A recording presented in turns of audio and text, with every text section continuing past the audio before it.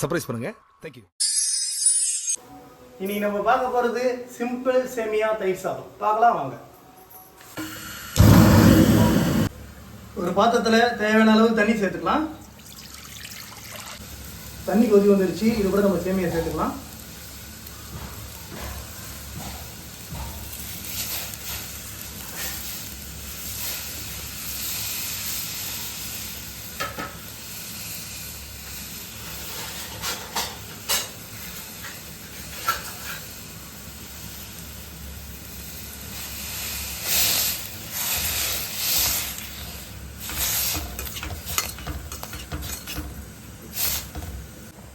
சிம்பிளா ஈஸியா சேமியாலேயே தயிர் சாதம்.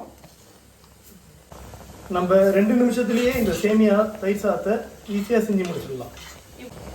இது கூட நம்ம தேவையான அளவு பால் சேர்த்துக்கலாம். தயிர் சாதத்தை பொறுத்த வரைக்கும் பால் சேர்த்துக்கினா தான் தயிர் சாதம் டேஸ்ட் நல்லா இருக்கும். பால் ஊற்றி நம்ம இதே மாதிரி கலரிக்கிட்டே இருக்கலாம். இல்லைன்னா உடனே அடிக்கான அளவு கல்லுப்பு சேர்த்துக்கலாம். நம்ம இது கூட தேவையான அளவு பெருங்காயத்தூள் சேர்த்துக்கலாம். பெருங்காயத்தூள் இப்பயே சேர்த்திங்கன்னா அந்த பால் கூடயே சேர்ந்து நல்லா வாசனையாக இருக்கும். சேமியா நல்லா வெந்து வந்துருச்சு. இதை கொஞ்ச நேரம் ஒரு மூடி போட்டு ஆற வச்சுக்கலாம்.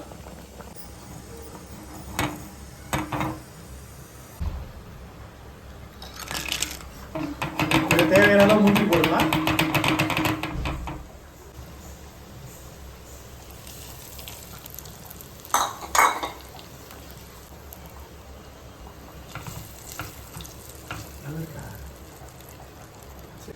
நம்மளோட சேமியா தயிர் சாதம் ஆறிடுச்சு. இது கூட நம்ம தேவையான அளவு தயிர் சேர்த்துக்கலாம்.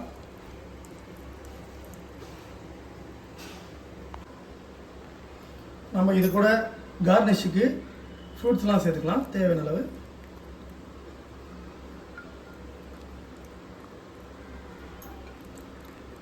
நம்மளோட சிம்பிள் சேமியா தயிர் சாதம் ரெடி ஆகிடுச்சு.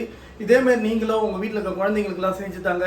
இப்போ அடுத்த மாதம் ஸ்கூல் ஓப்பன் பண்ண போகிறாங்க. ஸ்கூல் ஓப்பன் பண்ணிட்டாங்கன்னா நீங்கள் எது செய்யுதுன்னு யோசிக்காமல் நீங்கள் சேமியா எடுத்தீங்களா ஒரு 2 நிமிஷத்தில் டக்குன்னு சேமியா செஞ்சு முடிச்சிடலாம்.